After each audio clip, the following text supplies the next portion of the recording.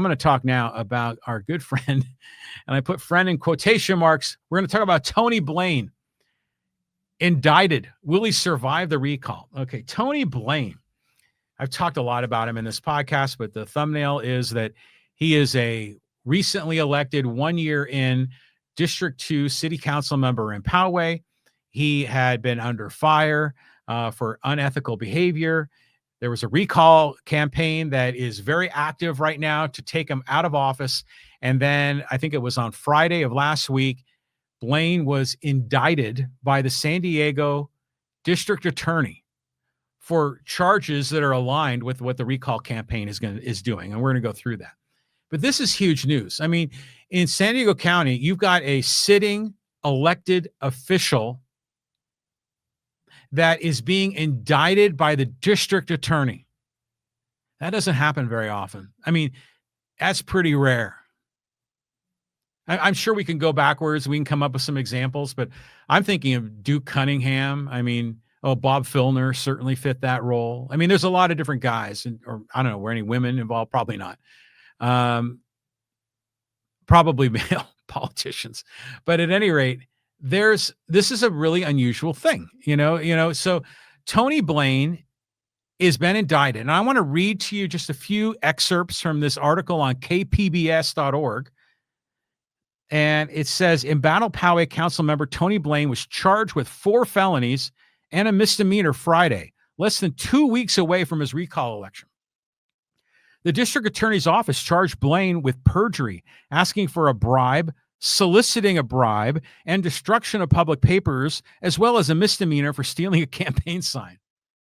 I mean, this is serious. I mean, this is perjury, bribing. This is heavy. The charging document says Blaine committed perjury on or about September 24th, 2024, by allegedly swearing in a complaint to the Fair Political Practices Commission that he was a current Poway council member before being elected. So he was lying about who he was. Blaine is also accused of 1 count of asking for a bribe and another of soliciting a bribe.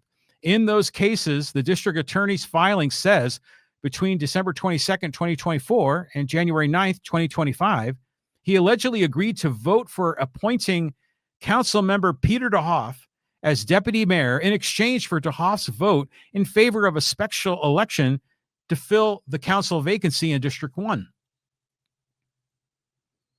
Article goes on to say, the complaint also alleges that between December 7, 2024 and September 18, 2025, Blaine knowingly destroyed communications relating to city business that were subject to disclosure under the California Public Record Act and took acts to evade compliance with the act. Okay, this is a big deal, okay? Because when a district attorney files charges against a sitting politician, and it don't matter if it's just a city councilman from little old Poway here, suburb of San Diego County. If the district attorney is going to file charges, you know damn well they got a good case. You know damn well it's probably true. I mean, don't you? I mean, this is for real. Now, we had been hearing a lot of commentary about these kinds of charges. It was part of the the public record in the city council meetings. I think we saw some evidence of that. We saw there's been a great deal of conversation about some of the things that he's been doing in terms of, the vote trading, quid pro quo. He was, taking public records or not taking public records, but he was preventing his own communication from being part of the public record, essentially blocking transparency. We've been hearing these charges. And, when you hear the charges coming from his political opponents on the city council, you tend to think, are these politically charged charges? Are they just making this stuff up to make him look bad? So their side, because, this is largely driven by Steve Voss and previous city council members, Anita Edmondson, John Mullen, and others that are part of that, old Poway guard, that are behind Voss. I mean, that's who's really behind this whole recall. So, at first you could be a little skeptical and you say, well, there is a political angle to this. are these politically driven charges? But as more evidence came forward, I started reading. I'm like, oh yeah, this guy looks like he's broken the law. And then sure enough, the DA has now filed indictment. Now he is this is crazy too to me. He is deployed right now. He's in the Balkans. Is that like Bosnia Herzegovina or something? Is he way out there? But he's in the army, and I know he's a physician, and he's been deployed. I think is he in the reserve, or is he actually serving in the regular army? I don't know the detail. Which by the way, isn't it odd to you that a politician that was running for office would know full well that he could be deployed to the other side of the earth and expect to be a reasonable representative for his constituents in District 2? I mean, to me, if I knew that I was going to be deployed or could be deployed, I wouldn't have run for city council in the first place. In fact, I might have found that to be a disqualifying criteria if I were a voter. But here we are. Now he's been indicted, but he's way overseas. So I don't know what's the legal procedure to bring him back. You know, I don't know that process. I would imagine that the Army is going to be cooperative with local officials and sort of extradite him back to San Diego. We're going to find out more about that. But it's also put some interesting spin on the recall as well. Okay, number one, the recall has been, in my opinion, from a purely marketing perspective, has been very well done. You know, John Couvrette and his team and the work they've done a great job. Getting the message out, having signatures for petitions, getting street signs, yard signs out there. They've really done a great job promoting this. I've seen digital ads, social media. I mean, it's been the best, most well-run recall campaign I've ever seen in Poway in my history here.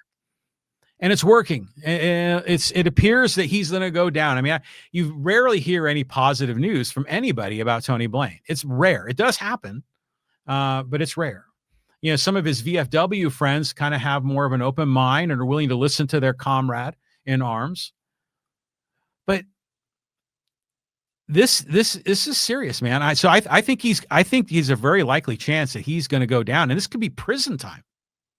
Now, I will say this is that when I first heard of these charges, like when he did the quid pro quo, he said, which one was that? He said to De Hoff, if you vote for the special election, then I'll vote for you for deputy mayor. Now, you've got to believe, unless you're really naive, that sort of thing happens all the time in local government or in government of all levels. I mean, people meet behind closed doors and they kind of have agreements, and you scratch my back, I'll scratch yours. It's just that Blaine put that out in the public. But Blaine was also harassing the city manager, harassing the city attorney, and other employees. I mean, just being a bull in a china shop. Is all of that impeachable? Probably not. That's just being an a-hole. But destroying public record, yeah, that's a problem. Perjury, lying to people that you are an elected representative when you haven't even been elected nor sworn in. Yeah, that's perjury. That's lying, from a legal point of view. And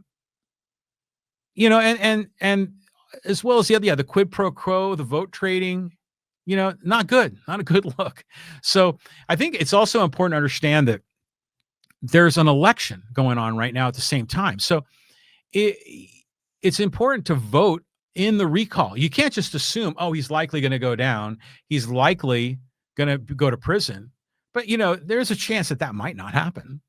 And so if you still don't like the guy, you should still vote yes in the recall. Now, I had always been, from the very beginning of this, I'm always sort of pro recall as a general rule. I just like it as a democratic tool to keep incumbent politicians on their toes, that they know that they can be ousted at any time, not just in the 4-year sequence of their reelection calendar.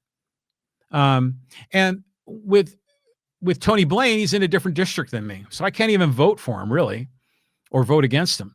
But in the beginning, like I said, some of the charges, did they cross the line legally? I wasn't sure. I'm taking people's word that it was. And I was thinking, by the way, that kind of funny business, I'm sure happens behind closed doors anyways. But the fact now that the district attorney has filed charges, that means it's likely going to happen.